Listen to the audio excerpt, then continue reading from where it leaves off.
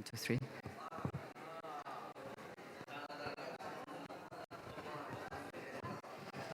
Because we technically don't have a lot of time, and there are a lot of spoilers currently going on. Thank you for that.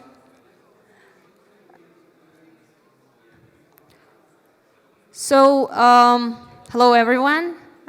Just to briefly explain who I am and why you may want to stick with me for the next hour or so. My name is Olga Filonchuk. I'm head of business development team at Gurtam. I have 10 years of experience in sales, and for the last 3 years, I've been managing a team of currently 19 people spread across 2 countries, Belarus and the UAE. And within the first 2 years of managing this team, my team grew up in size. We doubled in our size. So technically, for the first year, we went from 4 people to 8 people, and then from 8 to approximately 16, while also meeting the planned figures for the company. All of it, of course, would have been impossible without a working and feasible lead handling strategy in place. However, even though I'm pretty open to share all the experience that we have, I believe that it's quite important to have realistic expectations from this training. I consider this training to be a beginner's training. It was originally designed for those companies who don't have any lead handling strategy in place, but they are pretty much open for guidelines and advice at this stage. The idea is the following. You get to hear this training for the next hour, and after that you're going to receive extra materials for the training. Those are approximately 30 pages. And if you combine the training and the extra materials, you will have sort of a written, documented manual for your salespeople, how they should work with potential customers. At the same time, if basic training is not something you expect from today's event, it's up to you to check out the other trainings. And again, this training was never meant to show the only possible lead handling strategy, because obviously there is no miraculous remedy which could work in all different cases. So today we mostly will be speaking about the system, about the systematic approach, because I know that a lot of companies, when we look for salespeople, we look for talented salespeople. But talent has one major disadvantage, which so far nobody knows how to overcome. Talent is not scalable, which means that we cannot have a sales team which consists of star players only, but we still need to grow our sales month by month, every day basically. And to our mind, one of the most feasible ways how to do that is to create a system where each salesperson will provide you with reasonable and expected results, regardless if they have any particular sales talent or not. So again, today we're talking about system, science more or less, and not about some miracles. This is today's agenda. Just briefly, we're going to speak about some lead handling techniques which normally do not work as we expect them to. We will talk about email snippets and phone call scripts. We will concentrate on customer objections, and we will see what would be the right time to give up in sales, if there is any, and when to reveal the price. By the way, when getting prepared for this training, I asked VLON community to fill in a quick questionnaire. It was like 10 questions. So many thanks to those companies who actually participated. I'm going to refer to this survey from time to time throughout the whole event. Surely it is not too representative because not all 1,600 partners participated in it, but sometimes I think I was able to identify a couple of interesting facts or tendencies. So according to the survey, more than 50% of the companies actually have sales teams where up to 5 people are working. But in general, it is not an indication of success or not success. Those are just the stats. And while I more or less understand who filled in the questionnaire, it is very important for me to see who is in the audience today. Can those of you who have some sort of lead handling strategy implemented in their companies, please raise your hand. Like if your salespeople have any kind of rules, how to respond to hot leads, how often they should call, how they should answer phone calls, if they have any kind of rules, how to fight with objections. If you have even the basic rules for that, it means you have some sort of strategy. Can you please raise your hand? Okay, so I think there are at least 3 people who can join me on stage today and help me have this training. Because again, there is no single strategy that is ideal for everyone. We all have different approaches. There is no single way to success. Those people who rose their hands, it would be nice if later on you could also participate and share your experience a bit. We could all benefit from different opinions. And now, let's briefly discuss obviously all of you have salespeople. What kind of mistakes do you think your salespeople are making most of the time? Can anyone please from the audience share a little bit? Jean-Noël? I think that the mistake that can be done is to imagine that you disturb the person you want to sell to. Yes. Yeah. Okay. Any more mistakes that you think your people are making? Okay. Kalayan? What I see from my experience is that sometimes people tend to forget the process. Even that we're using CRM since 12 years, it's still, you need some time to remind and to have a good discipline actually on this. Thank you. I think for us, the main mistakes are that we do not feel like the client is on our side. That we are, I always try to make my salespeople to understand that we are on one side. We are doing one thing with our client, and we are helping him. And another thing which is important is not to agree very quickly. You could always find a way to keep the process going and to find some things which we are in common and how could we cooperate together. Thank you so much. Yes, I think you're mentioning an interesting thing because there are different kind of sales we could have. There are the so-called transactional sales. It's basically when you come to the department store and you buy a Coke, for example. This is simple, but we are mostly in consultation. We're consulting our customers. Yes, we need to understand or at least make an impression that we're on the same page and we're trying to achieve one goal. Thank you so much for everyone who shared. It's not the first question I'm going to address to the audience. It would be nice if you could participate. So according to our experience, as I mentioned, we hire quite a lot of salespeople in the company, and based on my own personal experience, the most common basic mistakes, which even Gurtam does to a certain extent, is inconsistent follow-ups, both in terms of quantity and frequency, not knowing how to fight with objections, revealing prices too early, giving up too early and stuff like that. If you're asking me, like my very favorite mistake, so to say, the one which I see very often is inconsistent follow-ups, again, not calling enough, not writing enough. But here comes the question, what is this magical figure? How many times should we call and write? Are there any particular rules in your company, how many times your salespeople should initiate conversation before actually giving up, provided the potential customer does not answer? How many times would they typically call and write? 5? Thank you.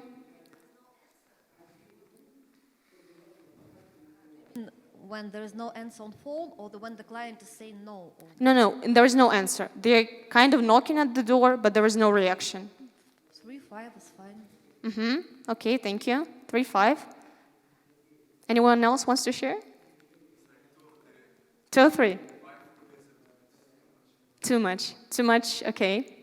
Okay, thank you. So again, we asked some partners also to participate, and here on this slide we see the statistics. 45% of all of us actually make 2 or 3 attempts, and 36% claim to make even more than 6 attempts.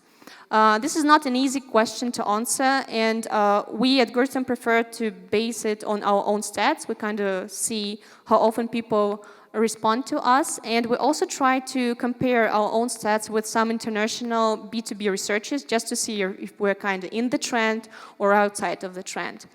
So according to a number of different researchers, it is believed that in the year 2019 it takes from 8 up to 12 communication attempts to get the very first answer from a potential customer.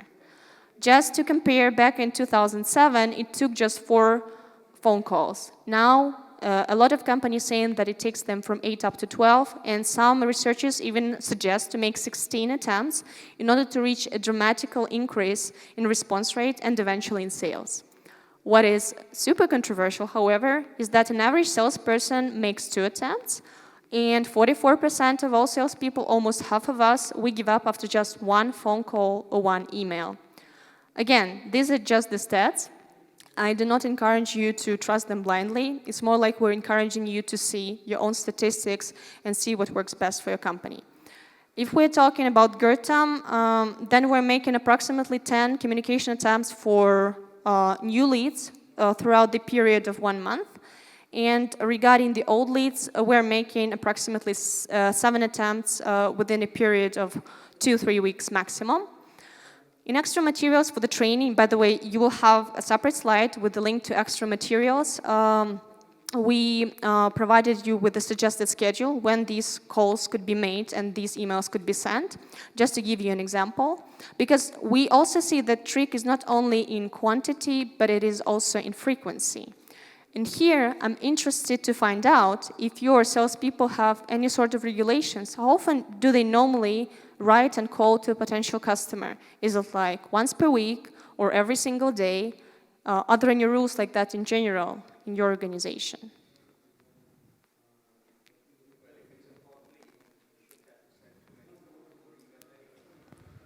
I mean, it should be closed within a matter of days. Within a matter of days. Okay, good. Does anyone else have any kind of rules like that? Like every day, every week? Our sales teams call every day. Every day. Thank you. We don't have rules per se, except not to badger the customer. So usually, when the customer says, no, I can't talk right now, we ask them, when should we call you next week? Should we call you tomorrow?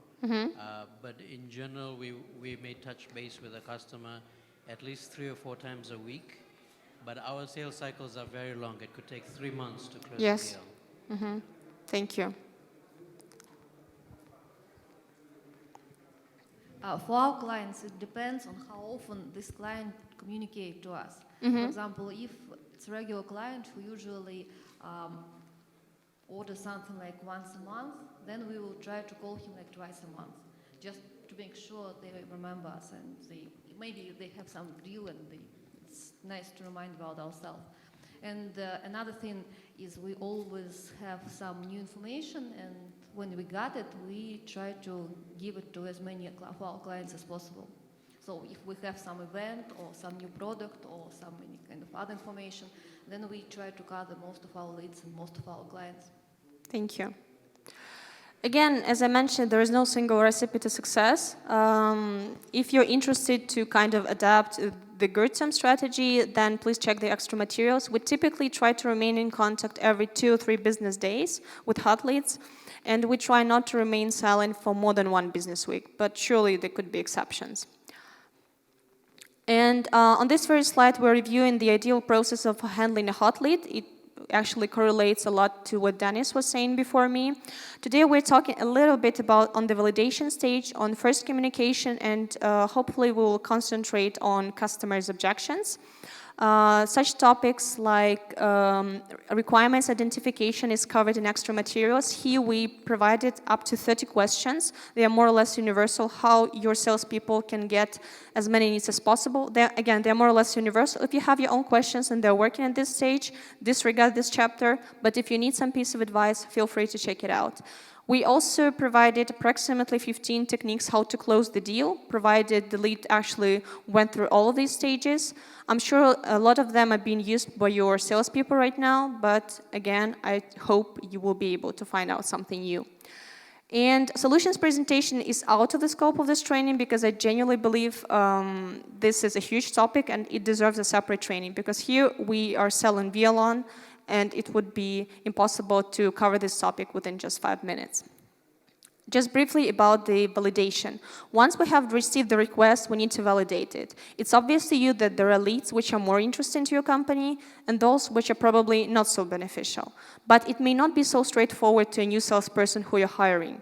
If you have doubts regarding that, then we suggest considering implementing the technique which is called the lead scoring. Just in general, you can evaluate each lead based on a set of criteria. Criteria could be anything, the size of the fleet or the geography or whatever you wish is important. The total score would actually represent the total value, the total potential of this lead to your company. This is quite an old sales technique, I could say so. So if you're interested in this technique, you can find a lot of material on the web. By the way, based on the survey, looks like almost 60% of all the respondents have some sort of lead segmentation. They may do it through lead scoring or through some other techniques, but we do assess all our leads and we decide, in most cases, to provide a different amount of efforts based on the total value of the lead for the company. And after the lead has been validated, it's important to initiate the conversation for the very first time. There are a couple of straightforward rules which should be followed. The trick is that they're easy on paper and they're not so easy in real life. This is the problem. So ideally, you should contact a lead within the first hour because a lot of researchers claim that from 30 up to 50% of all sales go to the vendor who actually responded first, not because they're the best, but because they're the first ones. It is advisable to do the homework. If there is a detailed request, we need to reread it and create a list of questions. If there is a website, we also need to check it and create a set of questions. Some people in sales sometimes ask me why questions are important, why it's important to get them prepared in advance and later on ask in an email or on a phone call. Questions are there to help you identify the needs. You need to understand what to sell and how to sell to this particular person. Also, it is crucial to get as much information as possible at this stage, so later on, when you hear the very first objection, you have enough credible information to overcome it and push the sale. We also suggest to be very careful about the sales pitch. Sales pitch is a phenomenon when a salesperson gets you on a call, he keeps you there for 5-10 minutes explaining how great their company is, how amazing their product is, but he does not allow you to say a word. This is what I call a sales pitch, and we should be very careful about this technique. And last but not the least, we should agree on next steps. This is, in my experience, the most neglected step. Next step is actually something you need the lead to do in order to push the sale. For example, this could be the presentation of your solution in the office, or it could be test installations or a test account, whatever typically helps you to keep the sale further. Sometimes I'm asked what is better for the first communication. Is it better to call? Is it better to write? That's a tough question. In some cultures, phone calls are better. In some cultures, email are more efficient. And again, nothing could help you if your salespeople don't know how to leverage these channels. In extra materials for the training, we provided a sort of perfect email structure for any letter in business. This is not some science fiction. This is not something we invented at Gurtam. This is a scientific approach, how human brain assesses information. In other words, how you should write the email in order to make sure a person at least scrolls the email, gets a couple of ideas, and maybe even responds to you. Maybe it will help to some of your salespeople make their emails more efficient and selling, in a good way selling. And on this very slide, we can see probably the most common email we send each other every single day. So here comes the question to the audience. It would be great to brainstorm. Do you think that email with this content is actually efficient when you're writing to a hot lead who so far has not responded to you? Do you think people will actually respond to these emails in general?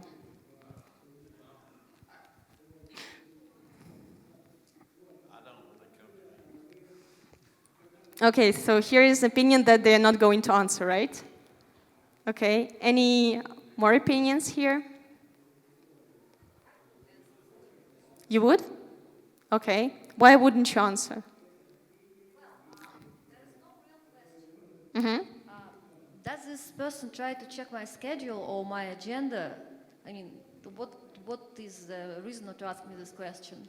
If you want to see, do I have any plans or any ideas about cooperation or work, then ask me about it. And what should I ask for this question? Yes, no? Okay. Whatever. Whatever. Okay, thank you so much for the opinions. If you ask me, in general, I think that sending emails with this content is fine.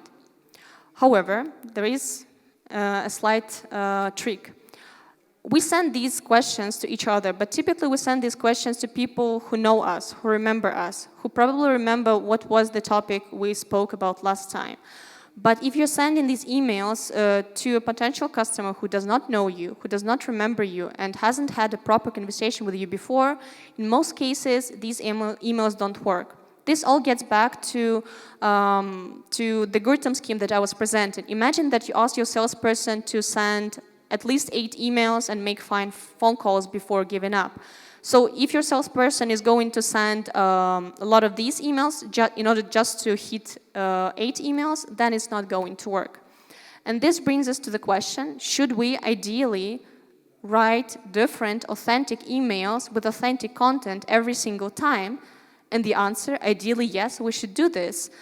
We should have 8 authentic emails with different aims, with different call to actions, or at least 8 emails which speaks about the same aim but maybe represented in a different way.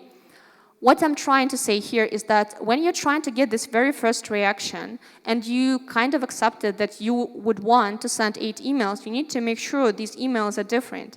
The best way to do so is to create email snippets, as we call them. And here's again a slight trick. When we're trying to get the very first answer, we can send email snippets. If we have them, we can contact a lot of leads within the shortest period of time. And if we have CRM systems, sometimes we could also automate the sending of these emails. However, when you receive the very first answer from a potential customer, of course, we should forget about email snippets and we should get back with a personal email and discuss their personal issues and challenges. In extra materials for the trainings, we provided you with 10 ideas how you can write different emails, what the main topic of the email could be. If you need any kind of inspiration, please check it out. If you don't need, fine. This is just our suggestion, and there are more than 2 ways to reach success. According to Gurtam's survey, the opinions were as different as poles apart. So 50% of the people use email snippets, and 50% of the respondents claim they don't use them and probably don't believe in them. So while we spoke a little bit on email snippets, that we should probably use them, that we should send a lot of emails and do it quite frequently, I suggest we spoke a little bit about phone calls magic. Do I believe that phone call scripts are as important as email snippets? Actually, no, I don't believe so. But it all depends on the context. If you have a lot of new salespeople, then you'd better give them some sort of scripts, because otherwise you may be a bit surprised what they say on the phone and how they represent your company. But if you have experienced, mature salespeople, then for sure don't give them phone call scripts. That is likely to demotivate them, and that will create a bad side effect, so to say. According to Gurtam's survey, 62% of companies claim that they don't use phone call scripts. However, the big percent of people actually say that they have some sort of scripts. And here is the question again to the audience. In case you use some phone call scripts in your companies, for which situations you create those? Because it's obvious that we cannot create scripts for everything, right? This is not our job. This is not where we want to be. But if you use phone call scripts, which cases you have them for? If you use them. Can you please give the microphone? We for sure use phone scripts for the new clients when we need to present the company and the product. If it's a partner we work with, then we let the manager to. They know the clients, they know what to discuss, and then they could speak as they want to. Okay, thank you. So again, I don't think we should create phone call scripts for all the cases, but the 5 situations which are represented on this slide, I think are worth taking care of. Because if we don't teach our salespeople how to get through gatekeepers, they may never get through. And the message of your company probably will not be delivered to the important decision maker. If we don't teach our salespeople how to squeeze in their voice message just in 2 minutes, they may end up speaking for 5 minutes. Eventually, they will be cut off, and the message of your company, again, will not be delivered to the important prospect. I also ask myself if I can be 100% sure that every single member of my team is able to take any unexpected phone call, and on this unexpected phone call, validate the lead, identify the requirements, make the nice first impression, and agree on next steps on every single call. If I don't have this guarantee, then I'm likely to create a phone call script and just sleep a little bit better at night. On this training, we will be discussing just briefly 2 situations when you're calling and the potential customer doesn't have time to talk to you right now, and on the contrary, when they do have time to talk to you. So this is the situation, I don't have time. The idea is very brief. We ask if person has time to talk. If not, we keep suggesting different time and date options until the person either agrees with one of the options we suggested or provides something which is more convenient for his schedule. And we always finish the conversation with the fact that we're going to follow up, send an email, and we'll specify this time and date slot. Technically, you could say that what we have on this slide is some sort of script. Of course, it could be more complex. It could have the if this, then that options. But in general, this is the script. If you want to use it and give it to your salespeople, give it a try on real life, you can do so. And this is the slide for the situation. I do have time to talk right now. Shoot, you have 2 minutes. Here it's impossible for me to suggest exactly what your salespeople should be saying because it depends on your company, on your services, and also on the nature of the request. But what I'm suggesting, you could build a phone call script based on the logic described on this slide. Again, you ask if person has time to talk, then you make a brief introduction and you explain why you call. It's 1-2 sentences maximum. Again, this is not the conversation that you planned. You just tried to call and you reach the guy. Then you ask the questions, which ideally you prepared in advance. If you did not prepare in advance, please again check extra materials. 30 questions are there for your salespeople. Then you, of course, give a person a chance to ask their questions because we're in consultational sales. We need to help people. We need to consult them. And again, it's important to agree on next steps and follow up via email. It's the only professional way to wrap it up. Are there any questions on phone call scripts at this stage from the audience?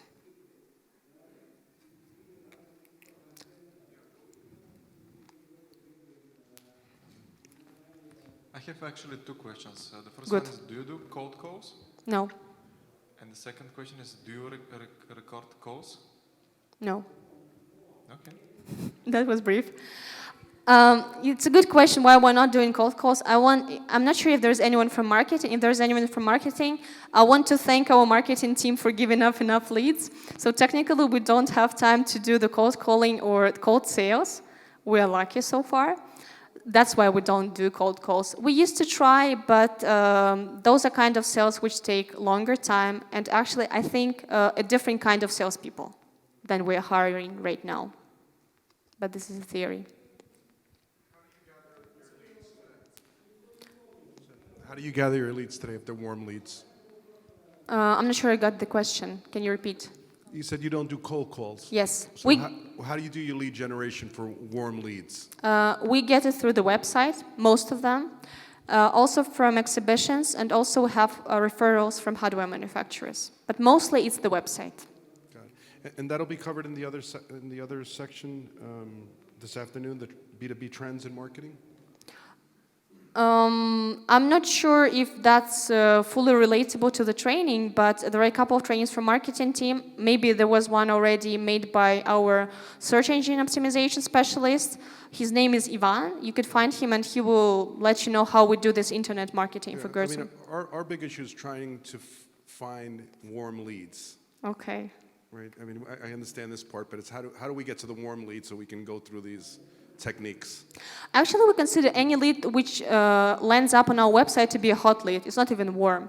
Warm leads are the ones, for example, the old leads which were not converted into sales. We keep in touch with them once in a while. So when they actually respond, we consider them warm leads. But if they come with an immediate request, which normally happens through the website, we identify them as hot leads.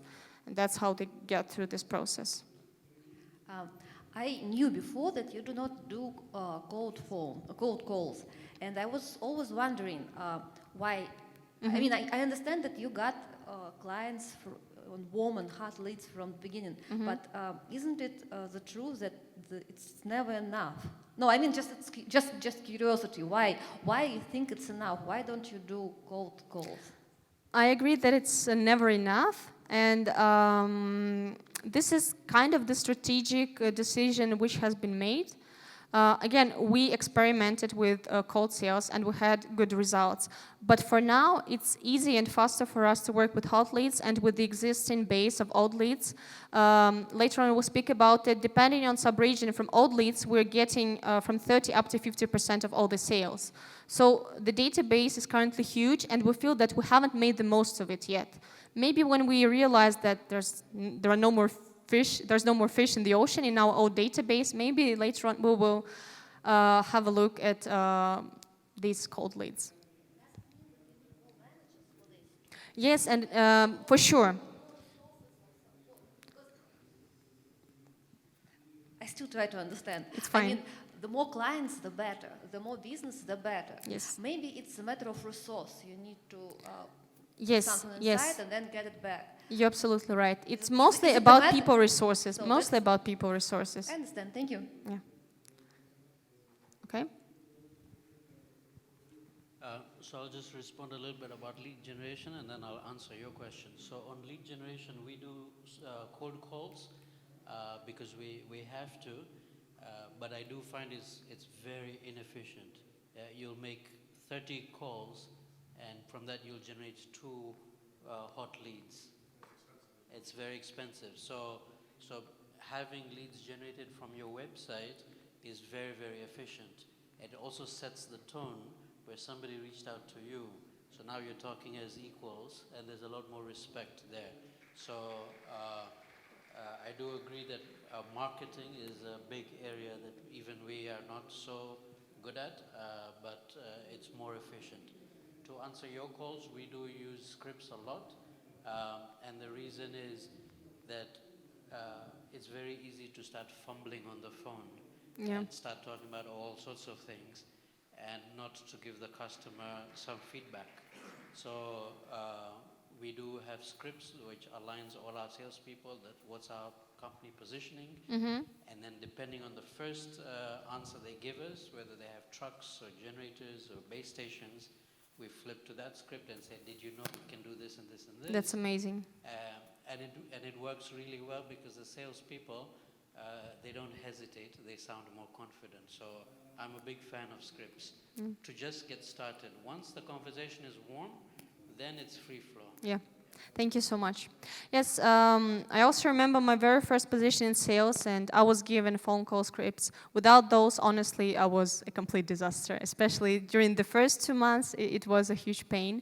Again, if you have experienced salespeople, phone call scripts probably are not required. But if you're hiring a lot of people of different expertise, then they can be of great help. And now we are going to switch to a very favorite topic of mine, which is objections. I personally think that hearing a clear objection from a potential customer is a great luck. This is a very good sign, because if there is objection, there is obviously an interest. It is way harder to sell when you don't know, cannot identify what are the doubts. If you hear the objection, you have something to work on. And here I suspect what you think I may be driving at, because before that I was saying there are email snippets, use them, create them, give them to your salespeople. Then I was saying, okay, there are phone call scripts, it makes sense to create those too and give them to your salespeople. And maybe there are some people in the audience who could say, like, Olga, wait a minute, hold your horses, as we say in Russian. If there is just one thing that any salesperson should know how to do, they should know how to work with objections, right? This is like the exact thing why we're paying them their money. And I suspect that there could be these opinions in the audience because according to the survey, a lot of companies claim that they either don't use any kind of objection fighting guidelines because their salespeople are experienced enough and provide great results to the company, or because, again, there is a firm belief that every single salesperson should know better how to work with this or that objection. But I'm also wondering, what are the opinions in the audience? Do you believe in objection fighting guidelines? Do you use those? Do you see any value in them? See, there are two people, at least two people nodding. This is my support team. Well, I think that we should have some guidelines, and we have such. But I don't think you have to strict very much on exact words and to have it really as a script, because you know one of the new trends in customer care is to have this personal approach, and you feel this as a customer when someone is speaking to you as a script. You get this feeling. So it's good to have the basic guideline, but you should have a little bit of scent of yourself. Thank you. There are at least 2 more people. Regarding objections, there are a few kinds of objections, right? Yes. So there is a situation when there is a problem that needs to be solved, and we do have an answer for that. Or there is another objection when the person just wants to fight, you know, back and forth. So I guess for certain reasons, for certain objections, there are certain answers that can solve the problem. And for certain objections, there is just, okay, well, let's talk later, you know, when you cool down or something like this. So that's how I feel about this. Okay, thank you. What we're doing internally is not so much guidelines, but more kind of a FAQ that we share among the team. We have teams spread a bit all over the world. So what we do is try to understand what are the most relevant questions or objections that come back from our potential customers. And when we have the answer, we have that in a common file. We try to share among all the salespeople so that everybody can experience from the others as well. And it's working for you, right? Perfect. Awesome. Anyone else wants to share? If not, it's not a problem. So I also asked to myself, what typically happens if salespeople don't know how to overcome this or that objection? And what I mostly see is that if they don't know how to overcome an objection, they end up providing unreasonable discounts to pretty much anyone. They give money from your pocket and they try to overcome the objection with the discount. And it is very sad when it doesn't help, because sometimes objections are not price related at all. So if you ask me if we should educate our salespeople how to overcome objections, my answer would be yes. When I was getting prepared for this training, I searched for a lot of different insights from a lot of companies, and I found an interesting international research which claims that 55% of all people who make their living in sales don't actually have the right skills to be successful in this profession.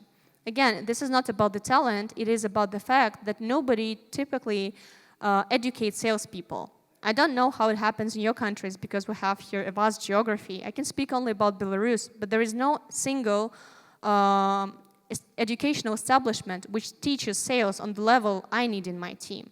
So whenever I'm faced with a choice, educate or not educate, typically I would educate.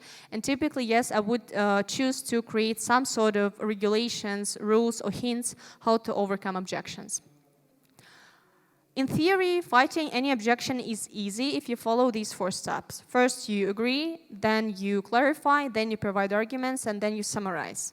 On paper, it is always very easy, but why is it not so easy in real life? I suggest to have a look at this process on a very favorite objection of mine, which is, it's too expensive. Please raise your hand those who have heard objection, it's too expensive, at least once in their life. Okay, yeah. 2 hands I have for you too. This is honestly like one of the most common objections, but we should not be afraid of it. So, step number 1 is to agree. The trick is not to agree with the objection itself. Surely we should never say, oh my God, yes, we're so expensive, I don't even know how others are buying from us. No, this is not the case. We are agreeing with the importance of the objection. We're saying, yes, this is the very good point, thank you for bringing it up, let's discuss. Here on this slide, you see the phrases, how we can mildly agree with the importance of the objection, but not with the objection itself. If you want to use these phrases, go ahead, get them and give them to your salespeople. Step number 2, we need to clarify. As it was rightly mentioned, there are different types of the objections, and in extra materials for the trainings, we're speaking a little bit about it. And very often we hear the so-called false objections. Just to give you an example, there could be a potential customer who says, your service is too expensive, but they may be doing so not because they don't have the budget, they may have the budget, but for example, there is a nasty competitor in your market who says that your company provides a poor level of service. So this potential customer thinks, okay, for this kind of service, the price is too high, so I'm going to say it's too expensive, even though he hasn't checked your service yet. So there could be different reasons. That's why it's important to ask as many questions as possible to get the real reason behind the objection. And step 3 is to provide arguments. I think this is what Kalayan was talking about, is that you can guide what to say, but you cannot give any sort of arguments which would be ideal for each particular case and for each particular person. And here I also cannot guide what to say exactly, because that depends on what you had found out at the previous stage when you were asking questions. But there are some basic rules. First of all, we're trying to have a dialogue, not a monologue, because people don't like listening about others, they like talking about themselves. The only exception is probably training like that, when you gave me a right to speak for almost the whole hour. Then we should be concentrating on clients' needs and never speaking what is important for us, because nobody cares. We should be trying to talk first about benefits and then about losses. Here it's a tricky point. People in general react to positive incentives better. So it is advisable to start with benefits. What kind of benefits they will get if they start working with your company. However, if you see that benefits are not too impressive for them, surely you can later on speak on losses. What are they going to lose? What kind of challenges they will continue to face if they don't get your service? And the last but not the least, it is very important to make sure the person agreed with your argument. We could speak for 30 minutes, we could provide different arguments, but if the customer doesn't buy it, he does not buy it. So if you clearly see that your argument is not working, come up with a different one, try something else, or maybe, again, you came across a false objection, you didn't identify the reason quite correctly, and you need to get back to the previous step. This is a huge topic, a fun one, and that's why in extra materials we also provided a lot of other different techniques, like reframing or the best from the worst. I'm sure that your salespeople naturally are using these techniques, but again, I hope that maybe we will provide you with a couple of new hints which you were not aware of. And last, we need to summarize. Again, we simply repeat all the arguments which were mentioned and the arguments which the customer agreed with. Again, it's important to make sure they agreed. It is advisable to mention at least 3 arguments. If you mention fewer, then you will psychologically sound less credible. And you should mention up to 5 or 7, because a human brain can digest and keep at one point of time up to 5 or 7 things without forgetting anything. It is advisable to hide your weakest points in the middle, because people are bad at remembering what was in the middle. So I expect you maybe to forget some things about phone call scripts because it was in the middle. But people are pretty good at remembering what was in the beginning and in the end. So for this very reason, it is advisable to mention your strongest arguments in the end. And eventually, if you decide to create some sort of objection fighting guideline, it could look like represented on this slide. This is a very, very basic example just to explain what I'm talking about. If you identify that the real reason behind the objection was the fact that they do have the budget, but they're simply comparing to a cheaper option, then you could say, okay, if this is the case, then you can say this and that, you can compare this and that. This is, again, the example how the objection fighting guideline could look like. We actually have a pretty similar experience at Gurtam to what Biggs has. We also have some sort of FAQ, like this is the objection. There are a number of things you could say, you could mention, but we don't get into too much detail how you should represent those. And sometimes my own salespeople ask me, Olga, when is the right time to give up in sales? Because I made 50 phone calls, sent 30 emails. When enough is enough? Deep inside me, there is a stubborn, a little bit insane salesperson who says we should never give up. Because if you have a good product, and if you're changing the world for the better, you will sell eventually. Just in your own time, when this particular customer is ready, you will sell if you're doing everything correctly. But at the same time, we still need to leave people for a little while, right? Because otherwise, we may be charged with being unreasonably pushy. So here, there is this crazy scheme. I promise it doesn't look so difficult when you work on it with a real-life case. Because I see there are 2 different poles. There are people who are not doing it enough. They're not writing. They're not calling enough. And on the contrary, there are people who are doing it too much. So we have this scheme. We try to keep it in mind to ensure we do not, we're making enough of efforts, but we're not doing it too much. The idea is the following. When you feel like giving up, you ask yourself a question. has this lead ever responded to me? If the answer is no, and the standard is in your company is that you send 8 emails and make 5 phone calls, then you make sure this cycle is finished, that you sent all the planned emails, made all the planned calls, and if there's still no answer, then okay, you will give up for some time, and you will leave the guy be. However, if the person responded to you at a certain point of time, or still occasionally responds, then our suggestion is to make sure you make an extra effort. So you made the 5 phone calls, for example, you sent 8 emails, and then you're doing something on top of that. Because if the person responded, or was responding, or is responding, there is interest, and we should do something more to push the sale. This is the general logic behind this crazy scheme. Okay, so we decided that this guy could live without our phone calls and emails for some time. What's next? Next, we are suggesting the scheme which is called nurturing, but in general, I think most of you should be very well aware. This is the technique when you simply try to keep in touch with your old leads, those who were not converted into sales, but they still belong to your target audience and they may eventually buy. This is the technique which I was surprised to find out leveraged by a lot of companies who participated in our survey.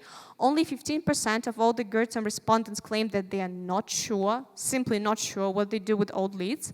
And more than 80% of respondents say that they keep in touch with old leads from time to time. Either we keep in touch with all of the leads, or we concentrate on those who are the most beneficial leads for us. Again, as I mentioned before, when I was answering one of your questions, based on the sub-region, we have from 30 up to 15% of sales which come from nurturing. In fact, some partners in this very room, they came through nurturing. And some partners in top 50, they also came through this activity. So it's important to keep in touch and not to forget your potential customers. And last but not the least, is the question when to reveal pricing. I also believe that not everything is so straightforward here. And of course, if you're way below the market prices, and price is your major advantage, then of course you could reveal the price as soon as possible, because probably nobody is going to beat that, right? You have no one to be afraid of. However, if you're like a real company, then it means that probably you're not too cheap and not too expensive. But you may hear some price objections, so you should be pretty careful how and well you reveal the pricing. First of all, our suggestion is to make sure that you identify the leads of this particular company. Then you made the presentation of your solution based exclusively on their needs. You explained how your solution, your product, is going to resolve this or that challenge. And on top of that, it would be great if you could also give your product for testing for some period of time. If you omit all the 3 steps or the 2 steps mentioned on this slide and you share the price too early, your sales managers will have a pretty hard job because they will be faced with unreasonable pricing objections. Because if the customer does not understand the value of your solution, has not tested it, they're much more likely to fight about the price because they don't understand and they cannot understand if it's expensive or not expensive. Good question from Kalayan, I sense. I just have a question. Is Yes. there a lot of people who decide to test before to know the price? Because honestly, if it's me, I wouldn't test the software because there is hundreds of solutions without to know some kind of preliminary price. And how do you fight with this? Because if they ask you, tell me the price and then I can test it, and you don't want to do it, how you manage it? Yes, for sure. There are a lot of cases, maybe not a lot, it's also kind of cultural dependent, what I see. Here I have an example for you. I think that there are certain companies which are looking for an easy answer. They want to see the price, then maybe they will test. But we're not in transactional sales, we're in consultational sales. So transactional sales is when you come to, I don't know, drugstore, you want to buy the remedy against, I don't know, the head pain. And you say, okay, give me this particular pill. This is transactional, this is easy, you don't need consultation. But we're not selling pills, we are selling a complex solution. And this is the problem. And here it's consultational sales. So ideally, it is important to identify the needs. If you cannot identify the needs, then you're likely to provide a slightly wrong solution at a slightly different bad pricing because you don't know what to sell. So in general, this is what we're trying to explain. And in our particular case for Gurtam, when you leave the request at our website, you have an option of testing via loan or not testing via loan. I would say that 90% of all the requests, they still prefer to get a trial account. And so far, there is no single company in this room or in general who has ever bought via loan without testing. So this is the stage that you cannot submit. Even if they know the price and they still have to test. It's just about how you delay the answer about the price. It's not exactly that we delay, but maybe it could be treated as such. Again, they ask for the pricing. We are saying, for example, okay, let's have a call. Let me double check a couple of questions with you, because based on those questions, we can come up with the pricing specifically for you. And again, when we have this call or email, we're asking these requirements identification questions. And this is how we show, okay, this is not the drugstore, this is the hospital, we're the doctor, we're the experts, we're trying to give you the best option specifically for you. Any more questions regarding this part? Okay, so just to briefly remind, initially this training was meant to help the companies who don't have any lead handling strategy implemented. So if you belong to this kind of target audience, I do hope that you'll be able to benefit from today's event and from extra materials, the links to which I'm going to share right now. We do hope that all of us will keep writing 2 or 3 times more. We hope that we will use some email snippets, or at least we'll give those to our salespeople. We hope that we will benefit from phone call scripts, that we will teach our people how to fight objections, and surely we hope that none of us here in this room would ever give up. Because when I actually go to work every single day and I see that there's still not 3 million units on VLAN, I actually make a face like this. Like, guys, come on, 3 million, we need 3 million. Okay, jokes aside, for us it's 3 million, then we would want 5 million, then 100 million would not be enough for us. But the truth is that here, each single company, we have our own figures to reach, right? We have our own targets. And yes, for us, maybe it's 3 million at this stage, but all of you probably have smaller figures, but it doesn't mean that they're easier to reach just because they're smaller. They're not, that's for sure. And your success is our success. So I hope that with this training, we were able to help some of you sell a little bit faster, a little bit easier maybe, or a little bit in a different way. And as promised, here is the link to extra materials. They will be uploaded to my.gurtam.com in a couple of weeks, I think. You can scan the QR, or you can follow the shortened link, more or less. Again, 30 pages. Here we're talking about emails, how the perfect email structure should look like, with a couple of examples. Here we're talking about 15 techniques how to close the deal. Here we're also talking about some objection types and some ways how to fight objections, 10 ideas how to make your emails of different content, and a lot of other things which I believe and hope will be of great help to your salespeople. I wish you all a lot of success and a lot of luck in sales, because we all need that in sales. I wish you a lot of persistence, a lot of diligence, because this is not an easy job. I wish you to never give up, because I firmly believe we are in sales because we as people never give up. We tend to not give up. So thank you so much for being with me on this training. And please don't forget that actually now we're having a coffee break.